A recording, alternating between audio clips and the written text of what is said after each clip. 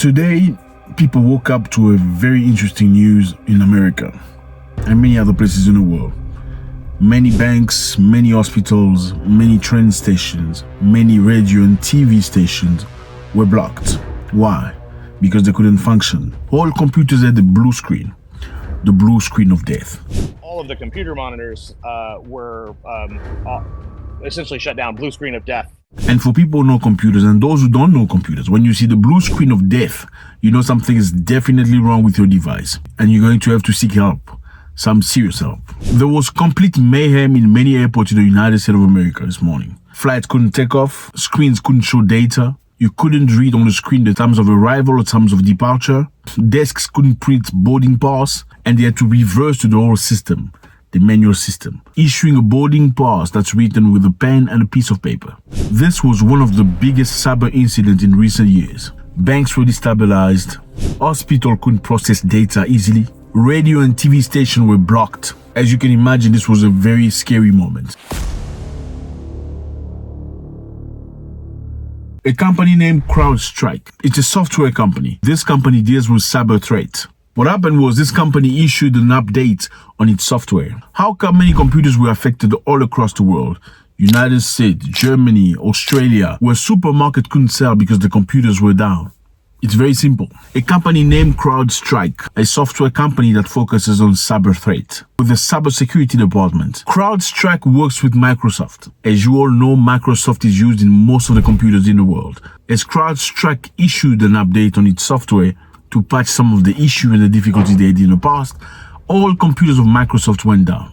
And it became a serious battle trying to find a solution to it. An extremely scary moment where people realize how much powerful technology has become and how much dependent the communities are of technologies today. CrowdStrike obviously issued an apology on what was happening because the rest of the world were very worried. Most of the people were wondering whether it was a cyber attack from Russia or China. But they say thus far there was no evidence of a cyber attack. And CrowdStrike say they were on top of the problem and they knew exactly what was the issue and they were going to resolve it. However, this raises many questions, fellas. I am currently not in Europe or America, but many people I know who know technology went to their banks to withdraw cash, to keep cash in their hand.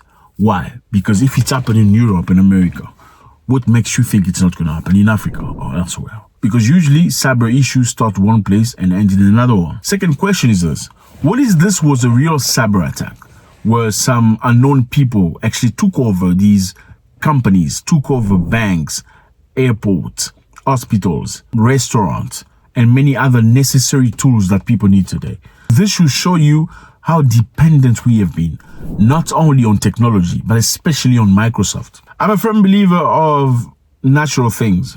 I'm a very old school person. You never see me tap like people tap with a card. I will never do that. I'll rather insert it the old school way. I don't want to tap because I don't believe it. I've tried to tap once in my life and I lost money, more than I should have paid. I will never do that again. I see many people love cashless money, cashless society. Use your cell phone. It's convenient. Well, thank you for the convenience, but I don't need it. It's fine. I can still carry my cash in my pocket and pull it out and give me change. It's fine. I firmly believe that nobody can take your cash away from you. And you will never experience, unless in a case of theft, a situation where you cannot pay because something did not authenticate somewhere. I remember a few days ago, I was paying for parking somewhere and the person before me was trying to pay and he had issues with his phone. It wasn't clicking. The money was not going. So he wasn't paying. So he had to let me pass because there were many people behind me and he was there for quite some time. I just put my hand in my pocket and pulled some cash and inserted. And I looked at the guy and said, my brother, nothing substitutes cash. Cash is cash. Now, George Cruz, the CEO of CrowdStrike, has explained. He says CrowdStrike is actively working on customers impacted by the effects. Singly content update for Windows. Mac and Linux hosts are not impacted. This is not a security incident or cyber attack. So he said Mac and Linux are not affected. Only Windows user. We know how much market Windows hold. The majority of computers, most of the people have used a computer from Windows. Most households today have a Windows computer. Most people, most companies have Windows system. And this shows you the monopoly, how much dependent people are on that man. And the solution, as this man say, is to diversify. You have to diversify your means. You can't keep everything on one bucket. I don't believe in that. I don't believe in having one job, one source of income. I don't believe that. It's good if you want to work as an engineer or a doctor, earning money from the government or from your hospital. Great stuff. But you can still have something on the side. Okay, because you never know. You never know. You can't put all your eggs in one basket, they say. Because if the basket falls, then you don't know what to do. Okay, I love technology, fellas. I'm a big fan. I love it. I love the way things are moving. They're moving very fast. But no, you don't need to carry cash. Dude, what, like, how much does cash weigh in your pocket? Or you're not going to get robbed? Well, maybe you need to leave that country where people rob each other and go stay in inappropriate places. I mean, do you think if they want to rob you, they cannot take you to the ATM to withdraw money from your cell phone? They will do that. They do that all the time. They can take you to ATM, pull your cell phone out, get the money. So you're not safe either way.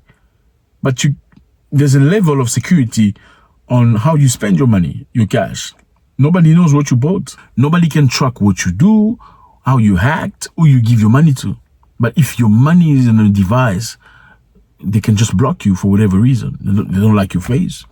They don't like your stance on many issues, political issues. They can just block your money. How can you say you really have money if they can block your money by pressing a button? It's very complicated and different.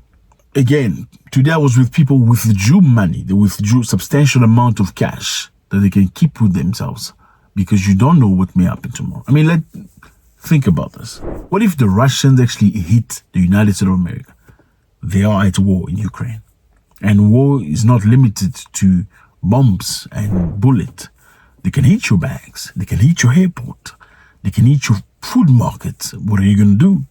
How are you going to survive? Let's just think about it. If ever things had to crash, the way it crashed this morning, no airport, difficulty traveling, no hospitals, how will you survive? How will you survive? Do you have enough money in your pocket? Do you have alternative ways of living or survival? I know in many places, many countries, you can't even have your little garden where you plant your natural things. How are you going to survive?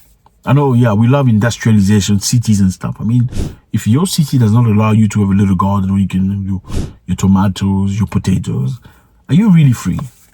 You need to ask yourself the question. What if the real thing happens to our society? Australia was hit. 1,000 flights were cancelled. Australia was hit. Germany was hit. Europe was hit in some places. United States of America was hit. 1,000 flights cancelled. How would you react? God bless.